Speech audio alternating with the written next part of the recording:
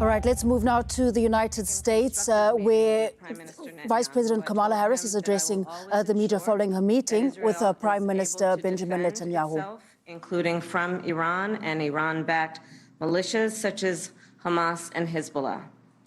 From when I was a young girl collecting funds to plant trees for Israel, to my time in the United States Senate and now at the White House, I have had an unwavering commitment to the existence of the State of Israel, to its security, and to the people of Israel. I've said it many times, but it bears repeating. Israel has a right to defend itself, and how it does so matters. Hamas is a brutal terrorist organization. On October 7, Hamas triggered this war when it massacred 1,200 innocent people, including 44 Americans. Hamas has committed horrific acts of sexual violence and took 250 hostages. There are American citizens who remain captive in Gaza. Sagi Deko Hen, Hirsch Goldberg, Poland, Idan Alexander, Keith Siegel, Omer Nutra, and the remains of American citizens Judy Weinstein, Gad Haggai, and Itai Hen are still being held in Gaza. I have met with the families of these American hostages multiple times now, and I've told them each time they are not alone, and I stand with them. And President Biden and I are working every day to bring them home. I also expressed with the Prime Minister my serious concern about the scale of human suffering in Gaza, including the death of far too many innocent civilians. And I made clear my serious concern about the dire humanitarian situation there, with over 2 million people facing high levels of food insecurity, and 500,000 people facing catastrophic levels of acute food insecurity.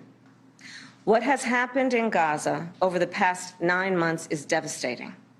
The images of dead children and desperate, hungry people fleeing for safety, sometimes displaced for the second, third, or fourth time. We cannot look away in the face of these tragedies. We cannot allow ourselves to become numb to the suffering, and I will not be silent.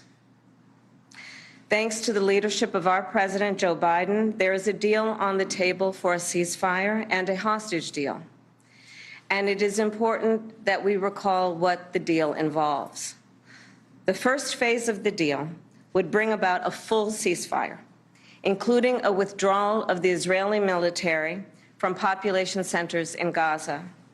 In the second phase, the Israeli military would withdraw from Gaza entirely, and it would lead to a permanent end to the hostilities. It is time for this war to end, and end in a way where Israel is secure, all the hostages are released, the suffering of Palestinians in Gaza ends, and the Palestinian people can exercise their right to freedom, dignity, and self-determination. There has been hopeful movement in the talks to secure an agreement on this deal. And as I just told Prime Minister Netanyahu, it is time to get this deal done. So to everyone who has been calling for a ceasefire, and to everyone who yearns for peace, I see you and I hear you. Let's get the deal done so we can get a ceasefire to end the war.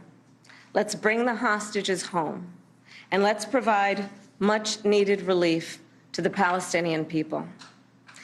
And ultimately, I remain committed to a path forward that can lead to a two-state solution. And I know right now it is hard to conceive of that prospect, but a two-state solution is the only path that ensures Israel remains a secure, Jewish, and democratic state, and one that ensures Palestinians can finally realize the freedom, security, and prosperity that they rightly deserve. And I will close with this then.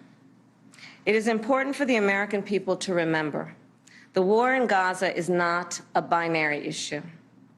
However, too often the conversation is binary, when the reality is anything but. So I ask my fellow Americans to help encourage efforts to acknowledge the complexity, the nuance, and the history of the region. Let us all condemn terrorism and violence. Let us all do what we can to prevent the suffering of innocent civilians, and let us condemn anti-Semitism, Islamophobia, and hate of any kind. And let us work to unite our country. I thank you.